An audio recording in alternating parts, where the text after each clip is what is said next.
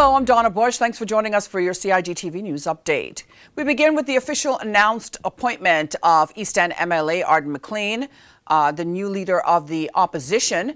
Mr. McLean's appointment was confirmed after Governor Martin Roper received confirmation from a majority of MLAs in the opposition of government that he had their support as leader of the opposition. Now, the governor commented, "I am pleased to welcome Mr. McLean to his new position as leader of the opposition. This is obviously an important role which comes with great responsibility, and I wish him well and look forward to working with him in the future." I understand the responsibilities that come with it, and I commit myself to my country and to assisting you and all others in the good governance of this country. Thank you. Thank you very much indeed. Thank you. Congratulations. Now, the governor presented Mr. McLean with the instrument of appointment during a brief ceremony held in the governor's office on Thursday morning. It was attended by members of Mr. McLean's family as well as MLAs Alva Saku and Christopher Saunders. We say congratulations to the Honourable Arden McLean. Well, as we've been reporting, a packed calendar of events for this month, Child Month, is in place. Earlier in May, 10 finalists took part in this year's Poetry Slam Finals held by the New Self-Help Community Foundation in partnership with the Youth Services Unit's Youth Flex radio show as a Department of Children and Family Services Child Month activity. Now, started back in February of this year, all 70 contestants took part in the preliminary round from the University College of the Cayman Islands and both public and private high schools on Grand Cayman. The finalists performed self-penned poetry. The New Self-Help Community Foundation was created to inspire, educate, and cultivate the creative imagination of young people to take responsibility for their future, and the quality of slam poetry entries truly reflects that mission, said the organization's co-founder, Mr. J.C. Connor. Now, acting head of Youth Services Unit, Mr. James Miles, said the Youth Services Unit was happy to partner with the New Self-Help Community Foundation to deliver this year's Poetry Slam. We say congratulations to the winners of the Poetry Slam for 2019.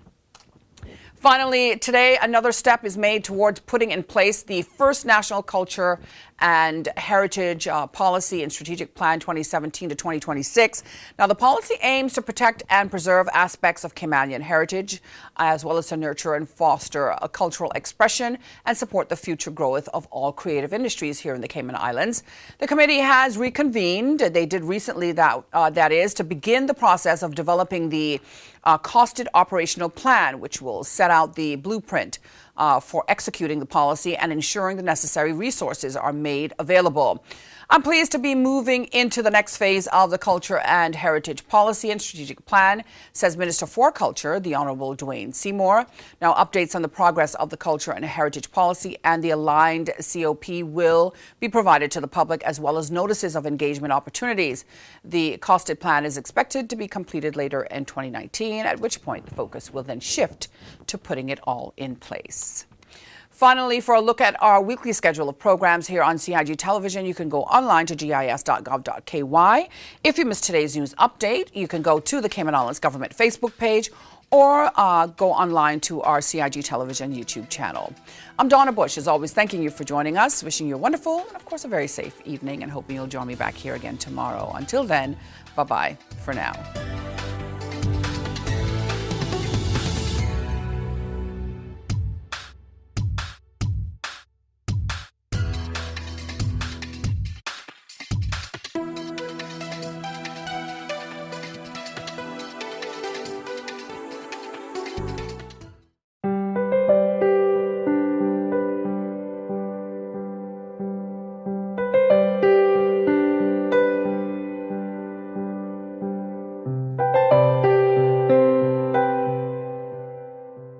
Boating, fishing, and water sports in the Cayman Islands are great, but keep a cool head.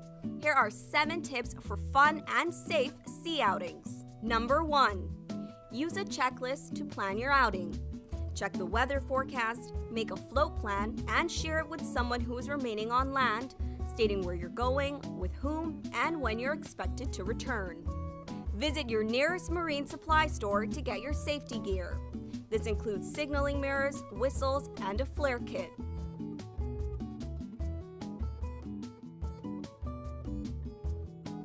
It's also very important to have onboard flotation devices and life vests for each person. There are different types of vests. Some are for water sport activities such as snorkeling, and others are for going on offshore boating or on fishing trips. Number 2. These items can be lifesavers in case of an accident or bad weather. Number 3. Use a motor kill switch, especially if you're boating alone. In case of a leak or breakdown, always stay with the boat until help arrives. If you capsize, an emergency beacon or locator device can send a distress signal to inform the authorities of your location. Larger flares will indicate distress to a boat, airplane, or search and rescue officials. Number 4. In addition to sunscreen, food, and beverages, it would be smart to have a cell phone. Make sure your marine radio works. Cayman boaters use Channel 16 to communicate. Number 5. Also, don't forget your anchor and sufficient rope. Number 6. Boat operators should be familiar with the local waters and reefs, as well as the capabilities and functions of the vessels they are using. Always obey the rules of the sea and the marine environment, and have courtesy for others. Number 7. Alcohol and salt water do not mix, especially if you're the captain. Some useful contact numbers are 911. The RCIPS Marine Base is 649-7710, and the Port Authority is 949-2055. Smooth sailing, all!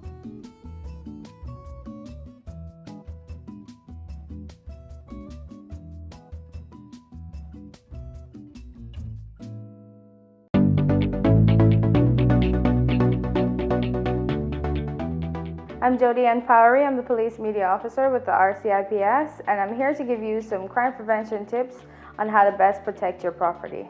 The first thing that we want to discuss is our points of entries. Let's start with the front door, and then we'll move on to the windows and the back doors or sliding glass doors. The first thing to consider is the front door. This particular front door has 2 deadbolt locks. One of these deadbolt locks are properly carpentered and the other is not. When your door is properly locked, you'll hear a click at the end and the deadbolts are not able to move. If it is slightly opened, then you can push the deadbolt back without having any restrictions. I'll now proceed to show you what your lock should look like when it is properly locked.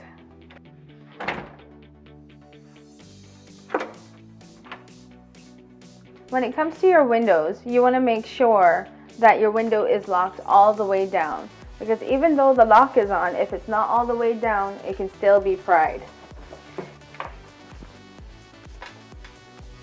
The proper way to lock the window is to make sure that the window goes all the way down to the seal and then you pull across the lock. When you have a sliding glass door at home, you want to make sure that you have secondary locking devices in addition to the lock that comes with the door.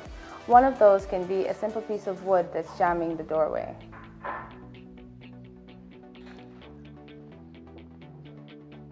We want to encourage you to ensure that you don't make things easy for burglars who are looking for opportunities to break into property by leaving your property out in plain view. Some of these items are your car keys, your electronics, and your handbags. Make sure that you put these properties away when you're leaving the house or when you're going to bed. When you're going camping or if you're taking your family on a trip, you want to ensure that your property has some sign of life. This can be done by leaving a light on or putting timers on your lights. And we want to ensure that our family homes are safe. In order to do so, we encourage that people take the proper precautions by starting up neighborhood watches or encouraging family members or persons they trust to check on their properties while they're away.